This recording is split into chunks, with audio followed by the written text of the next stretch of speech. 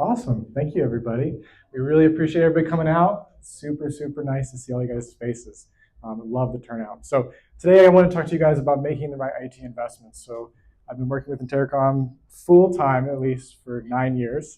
And I have the great benefit of working with some amazing companies.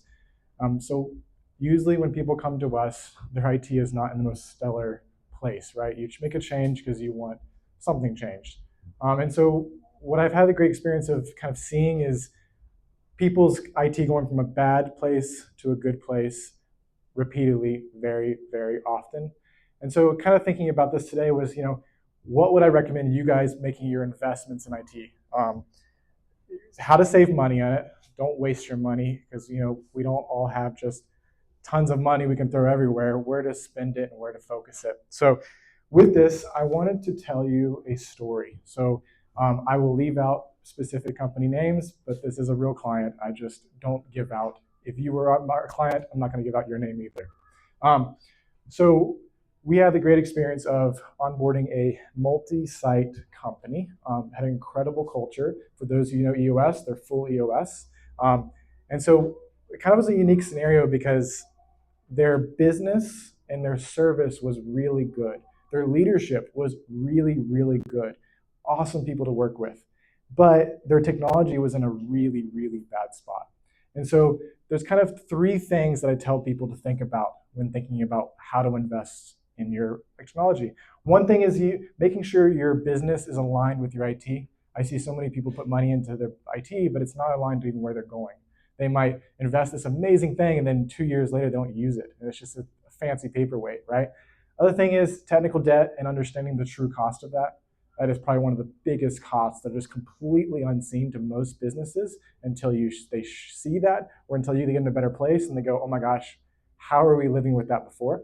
The other thing is the unknown. So a very technical term there, but it's just you don't know what you don't know until you know it. And kind of want to go through this. So again, amazing team, awesome business model, great culture, a growing company very rapidly.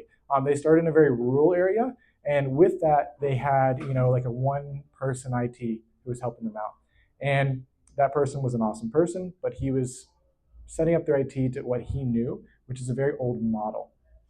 And so, what have a big problem with them is this business was not aligned with what their IT was kind of putting money into. And so they made the choice to kind of change. They realized that it was holding them back. They were growing at a rapid pace, and they found themselves not being able to hire people in different areas besides just around their kind of small town area. So kind of a reduction in human capital capabilities there, and also knew that there got to be something better. So let's talk a little bit about business technology line. So for this company, they were having constant outages. They had one office in a rural area, and every single other office around the whole state of Georgia and more was all going back to this office. So when the small little AT&T circuit or Comcast circuit, I don't know exactly which one it was, but was going down, it took down every office, and their whole company was just down.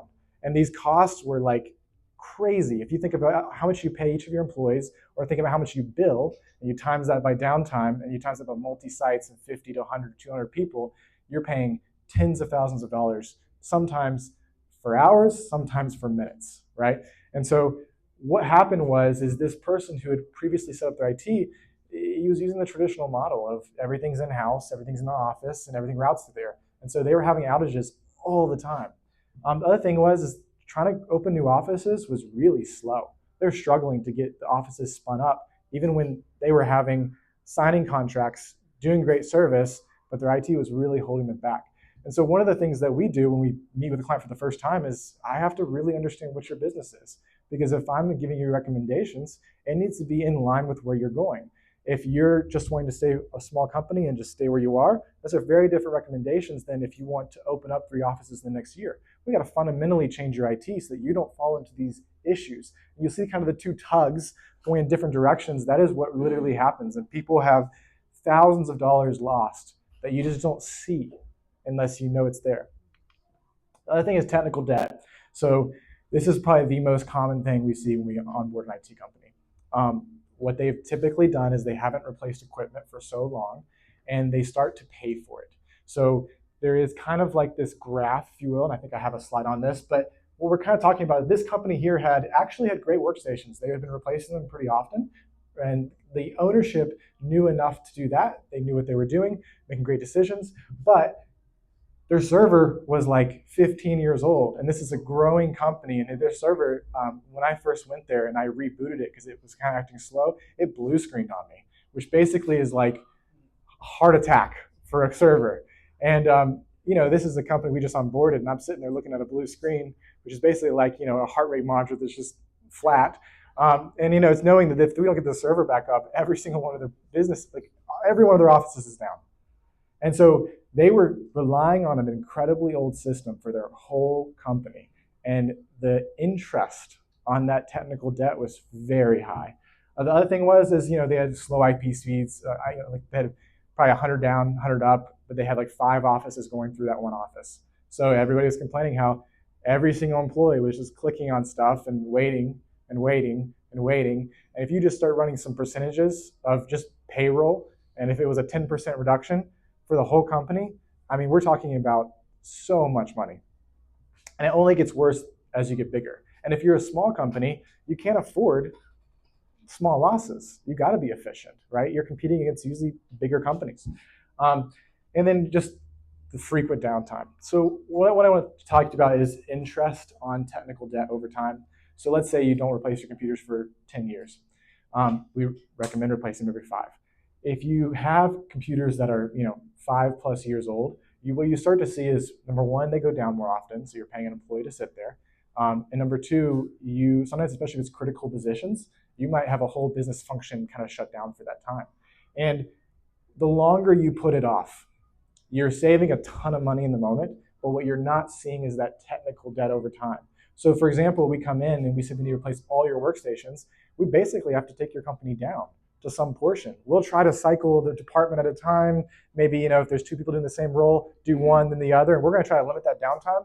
But when you could have been replacing 1 or 2 machines every few months, maybe let's just say, or every few years, depending on your company size, you don't pay this interest in technical debt.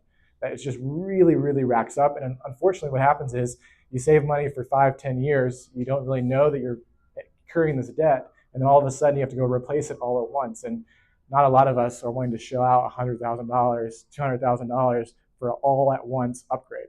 And I know there's many clients that, looking back on it, their IT was not explaining this to them. They're not doing proper lifecycle management, not talking about the true cost of these things.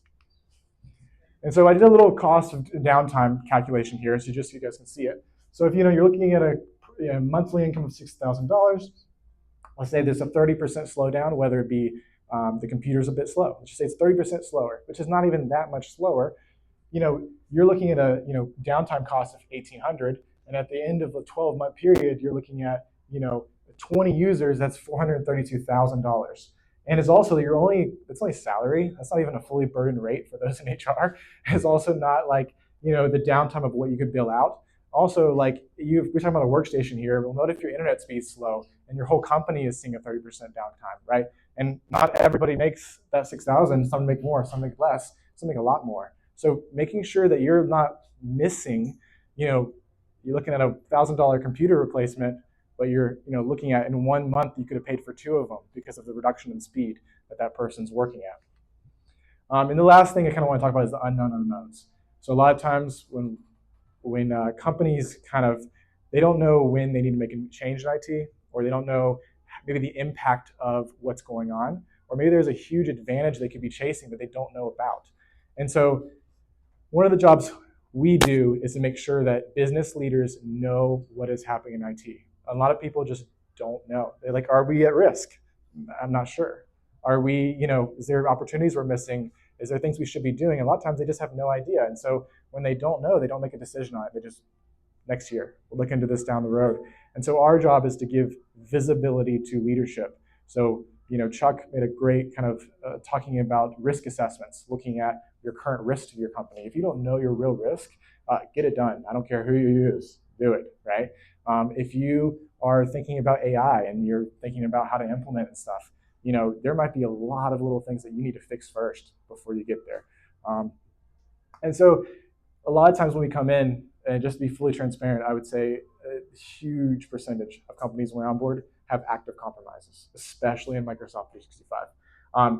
We usually see massive amounts of patching not being done, even if the previous person said they were doing it. And so if you're not getting a report to prove what they're doing, or they're not reporting to you actual data, they're not serving you as you should. You expect all your employees to give you information on how they're doing, and it's your departments to see how you're doing. Don't let IT slip through the cracks just because you're a small business, because this can be one of the biggest impacts. If what else can you do to improve production by 30% in your whole company, and when maybe just a new computer, right? There's a high impact on your employees and on your cost. So recap, these three things is just something that I would really look for. So making sure that if your IT person or people haven't talked to you about, if they don't understand your business, they shouldn't be advising you on IT.